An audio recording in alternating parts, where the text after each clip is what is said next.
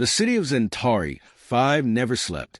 Its towering spires pierced the foggy heavens, their surfaces aglow with advertisements projected in 100 alien languages. Hovercars zipped through magnetic highways, weaving between neon lights and the occasional floating patrol drone. Below the dazzling spectacle, the underbelly of the city was a stark contrast, a labyrinth of dark alleys, oozing with waste and echoing with the hum of forgotten machines.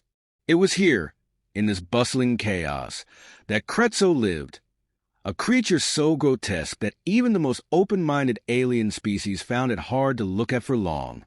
Kretzo's skin was a patchwork of green and gray slime, its 6 legs mismatched in size, and its eyes, bulbous, glowing, and too large for its face, seemed perpetually on the verge of tears.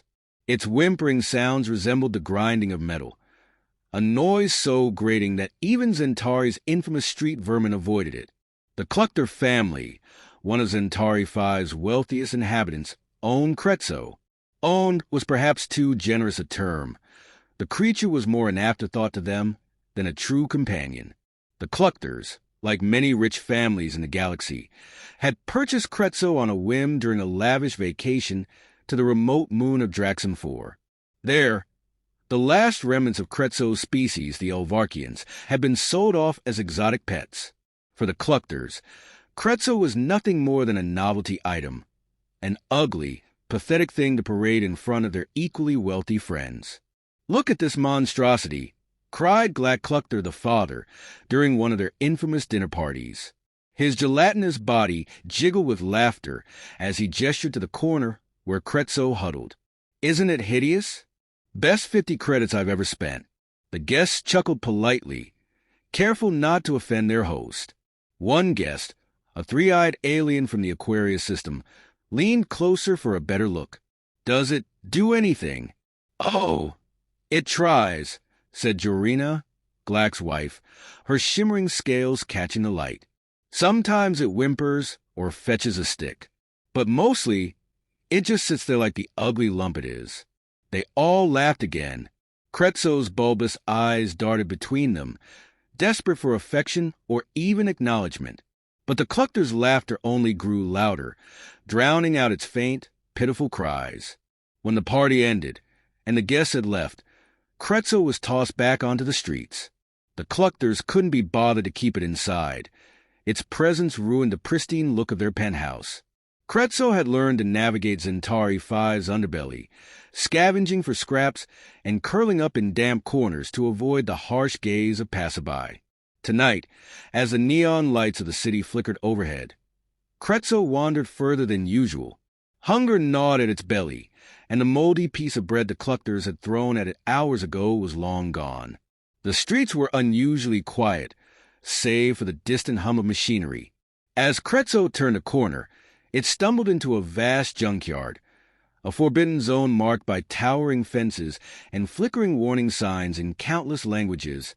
Danger. Toxic waste. No entry. For a moment, Kretzo hesitated. Even its small, underdeveloped brain recognized the danger. But hunger and desperation pushed it forward. The air grew thick with the stench of chemicals, and pools of iridescent liquid shimmered beneath the junkyard's eerie glow. Kretzo's 6 legs skittered across the uneven ground, avoiding sharp metal shards and strange, pulsating debris. In the center of the junkyard, a strange object caught its attention, a large, crystalline structure half buried in the muck. It emitted a faint, pulsating light, its surface etched with alien symbols that glowed softly. Kretzo's curiosity got the better of it.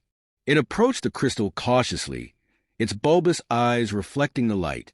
As it drew closer, the crystal began to hum, a deep, resonant sound that seemed to vibrate through the very air. Kretzo tilted its head, emitting a low, questioning whimper. Suddenly, the crystal pulsed with blinding light, and a surge of energy shot out, enveloping Kretzo in a cocoon of radiance.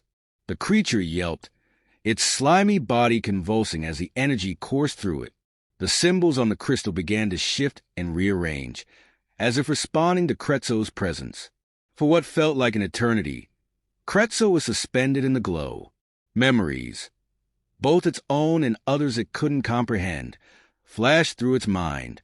Images of ancient Olvarkian civilizations, their towering structures and advanced technology, filled its consciousness. It saw its kind, once proud and majestic, standing as guardians of galactic secrets. And then it saw the fall, the betrayal, the abandonment. When the light finally subsided, Kretzo collapsed to the ground, its body trembling. The crystal had dimmed, its energy spent. Kretzo's appearance hadn't changed, but something deep within it had. The dormant intelligence of its ancestors, long suppressed, had awakened. For the first time, Kretzo understood. It understood the cruelty of the Cluctors, the indifference of the galaxy, and the immense potential it now carried. A spark of resolve ignited within its grotesque form. Kretzo rose on shaky legs, its bulbous eyes narrowing with determination. The galaxy had overlooked it for too long. It was time for that to change. Kretzo wandered out of the junkyard, its grotesque body trembling as residual energy from the crystal coursed through its veins. It no longer saw Centauri 5 as the chaotic, indifferent sprawl of neon lights and towering spires. Every passing hovercar, every gleaming advertisement, every careless alien pedestrian, all were now painfully clear. It saw the cruelty that had been ignored for centuries, hidden beneath the city's dazzling facade. It wasn't just the Cluctors who were guilty. Centauri 5 was a city of neglect. The lower levels teemed with abandoned creatures like Kretzo, thrown aside when they lost their novelty or usefulness. Scraps of broken machines littered the streets, and the cries of forgotten beings echoed in the shadows. The galaxy's elites, comfortable in their glittering towers, turned a blind eye. But Kretzo was no longer powerless. The surge of energy from the crystal had unlocked something profound within it, memories of the Olvarkian people and their legacy. Kretzo realized that it was more than just a neglected pet. Its species had once been revered across the galaxy as custodians of knowledge, able to interface with advanced technology through a unique bioelectrical ability. Though Kretzo's body remained hideous and awkward, its mind now burned with clarity, and its connection to technology pulsed like a second heartbeat. It tested this newfound power instinctively. Staring at a nearby maintenance drone, Kretzo focused its thoughts. A faint hum resonated in its mind as it reached out, forming a connection. The drone, once oblivious to its surroundings, froze mid-flight before hovering down to land at Kretzo's feet. Command received. The drone buzzed. Kretzo blinked in astonishment. It hadn't spoken or even moved. The connection was entirely mental. Carefully, it thought a simple command: "Show me the city systems." The drone's small projector whirred to life, displaying a sprawling map of Centauri 5. Kretzo's bulbous eyes scanned the map, quickly understanding the layout of the city's infrastructure. It saw power grids, communication hubs, and even restricted zones marked in red. For the first time, Kretzo felt a flicker of purpose. It had been discarded by the galaxy, but now it had the power to make itself heard. Kretzo began its journey through the underbelly of Centauri 5, recruiting a growing army of neglected drones and abandoned machines. Its bioelectrical abilities allowed it to repair broken automatons and override their programming, turning them into loyal companions. Soon, Kretzo was no longer a solitary, pathetic creature. It led a procession of buzzing, whirring followers. Together, they infiltrated one of the city's smaller communication hubs, a decaying structure on the outskirts of the lower levels. The facility was barely guarded, its staff uninterested in the equipment they monitored. Kretzo and its machines slipped inside unnoticed, their movements precise and calculated. Kretzo found the central server room, a massive chamber filled with towering processors and blinking consoles. Reaching out with its mind, Kretzo interfaced with the mainframe. The connection was overwhelming, like plunging into a sea of information, but Kretzo's enhanced mind adapted quickly. It began crafting a message. The following morning, the citizens of Centauri 5 awoke to an unusual broadcast. Across every screen, hologram, and communication device, a strange figure appeared. Kretzo. Its grotesque face filled the frames, its bulbous eyes glowing with an eerie light. Attention! Citizens of Centauri 5 and beyond, the creature began. Its voice, once a pitiful whimper, now resonated with a deep, commanding tone. I am Kretzo of the Olvarkian race. You may know me as a discarded pet, an object of ridicule.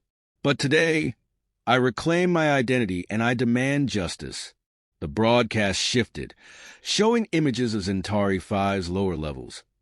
Creatures like Kretzo scavenging for scraps, drones discarded in heaps of junk, and impoverished aliens eking out meager existences in the shadows of the city's gleaming towers. For centuries, your galaxy has neglected the forgotten, the broken, and the weak. You throw us away as if we are nothing, but we are everything. We are the foundation of your wealth, your progress, your power. And we will be ignored no longer. The broadcast concluded with a final, chilling statement. Change is coming, whether you accept it or not. The age of neglect ends today. The message spread like wildfire, not just on Centauri 5, but across the galaxy. Kretzo's face became the symbol of a growing movement, uniting the neglected and downtrodden.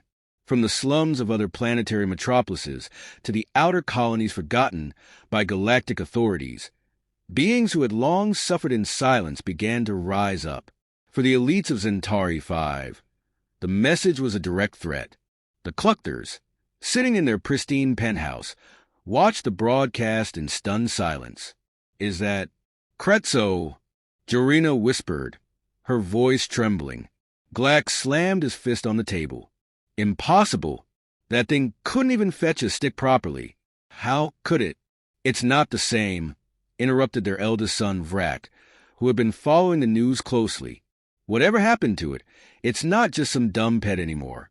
It's dangerous. Glack scoffed. Dangerous? It's still the same pathetic creature, just with a bigger mouth. We'll handle it. But Glack was wrong. Back in the lower levels, Kretzo continued to grow its influence. It wasn't just the neglected machines that followed it now. Aliens who had been abandoned or oppressed joined the movement. Kretzo shared its newfound knowledge freely, teaching others how to repair and reprogram technology to empower themselves. It wasn't long before the movement gained a name, the Forgotten Collective. As the collective grew, it began staging acts of defiance. They hacked into the city's power grid, plunging the upper levels into darkness for hours. They rerouted supply shipments meant for the elites, distributing food and resources to the lower levels instead. The Cluctors and their wealthy peers were outraged. They demanded action from the Galactic Authority, but the response was slow. The authority, distant and bureaucratic, underestimated the growing rebellion. Meanwhile, Kretzo uncovered something astonishing in the depths of the city's databases. A fragment of an ancient Olvarkian archive. The data revealed the truth about its species' extinction. They had been betrayed by a coalition of powerful galactic leaders who feared the Olvarkians' potential. This betrayal ignited a fire within Kretzo. The galaxy's elites had taken everything from its people, and now they sought to silence it again. But Kretzo would not allow history to repeat itself. The spark had become a flame. Kretzo's broadcast had sent ripples across the galaxy, and Centauri 5 was no longer the same. The upper levels of the city, once untouched by the suffering below, were now in a state of unease. Political leaders, corporate tycoons, and media moguls scrambled to regain control, but their attempts to downplay Kretzo's movement only fueled its momentum. In the Cluctor penthouse, tension ran high. Glack paced back and forth, his gelatinous form quivering with rage. It's an abomination. How dare that thing speak to the galaxy, as if it's our equal? Speak? It's leading a revolution, Father, Vrak said, his voice steady. This isn't some glitch in the system. It's organized, and people are listening. Jorina's scales rippled with unease. It's not just the creatures in the lower levels anymore. Have you seen the broadcasts? Even the outer colonies are rallying behind it. They're calling Kretzo a savior. Rubbish. Glack bellowed. It's a nuisance, nothing more. We'll report it to the Galactic Authority and let them handle it. But the Galactic Authority wasn't responding as expected. Kretzo's message had reached beings across the stars, miners on forgotten asteroids, workers in sweatshop factories, and citizens of planets long abandoned by their rulers. From the industrial moons of Tharnax, 12 to the desolate deserts of Orion Delta, millions resonated with its words. It wasn't just Kretzo's grotesque face that had become a symbol. It was what it represented, the downtrodden fighting back. Meanwhile, in the depths of Centauri 5's lower levels, Kretzo and its growing movement operated with precision. The Forgotten Collective had established secret hubs throughout the city, using Kretzo's bioelectric abilities to hijack infrastructure and communications. Every time the authorities attempted to shut them down, Kretzo was 3 steps ahead, predicting their moves with uncanny accuracy. One evening, as Kretzo surveyed the collective's progress from its makeshift command center, a group of beings approached. Among them was a young Zervian, a slender, fox-like alien with fur that shimmered in shades of blue. "Kretzo," she said, bowing slightly. "My name is Rinna. I've traveled from the mining colonies of Tharnax, 12 to join you." Kretzo turned its bulbous eyes toward her. Its grotesque features didn't frighten her. If anything, she seemed emboldened. "The miners there have suffered for decades," Rinna continued. "We've been ignored by the Galactic Authority, left to die in the depths of those mines. Your message reached us. It gave us hope." Kretzo tilted its head, its deep, resonant voice filling the room. "Hope is only the beginning. Will your people stand with us?" Rinna nodded. "They already have. We've taken control of the primary mining outposts. The corporations that exploit us are scrambling." Kretzo's grotesque face twisted into something resembling a smile. "Then the galaxy is finally waking up." As the Forgotten Collective's influence spread, Centauri 5 became the epicenter of a galaxy-wide revolution. The Cluctors, humiliated by their association with Kretzo, grew desperate. Glack, refusing to admit defeat, reached out to the Galactic Authority's elite forces. A meeting was arranged in secret. In a dimly lit chamber high above the city, Glack met with Commander Voth, a ruthless officer known for quelling rebellions with an iron fist. "This Kretzo," Glack spat, his gelatinous form trembling. "It's making a mockery of us. We need it eliminated." Commander Voth's reptilian eyes narrowed. "Eliminating it is one thing, but silencing its message is another. You realize its movement has grown beyond Centauri 5. Glack sneered. "Then you must act quickly. Use whatever force is necessary. Wipe out its followers if you have to. I'll fund the operation." Voth leaned back, his claws tapping against the table. "Very well. But understand this, Cluctor. Once we begin, there's no turning back. The galaxy will see this for what it is, a war against the forgotten." Glack's grin was cold and calculated. "Let them see. They'll learn to fear us again." The Galactic Authority's response was swift and brutal. Troops descended upon Centauri 5's lower levels, their armored vehicles and drones tearing through the narrow streets. The once neglected underbelly was now a battlefield. But Kretzo was ready. The Forgotten Collective had anticipated the assault. Using its bioelectric abilities, Kretzo disabled the invaders' communications and turned their own drones against them. The lower levels, which had always been dismissed as chaotic and disorganized, became a maze of resistance. From the shadows, Kretzo directed its followers. It no longer fought for survival alone. It fought for the countless beings who had been cast aside, just as it had. In the midst of the chaos, Kretzo discovered something extraordinary. While hacking into a Galactic Authority server, it unearthed a hidden archive, a record of the Olvarkian species and their fall. The files revealed that the Olvarkians hadn't been wiped out by natural disaster, as history claimed. They had been betrayed. Centuries ago, the Olvarkians had been a powerful and advanced civilization, revered for their ability to harness and share knowledge. but their influence had threatened the galactic elites who conspired to destroy them. Using fabricated evidence of a supposed Olvarkian uprising, the elites launched a coordinated attack, eradicating the species and seizing their technology. Kretzo's bulbous eyes glowed with fury as it absorbed the truth. Its people had been wiped out not because they were weak, but because they were strong.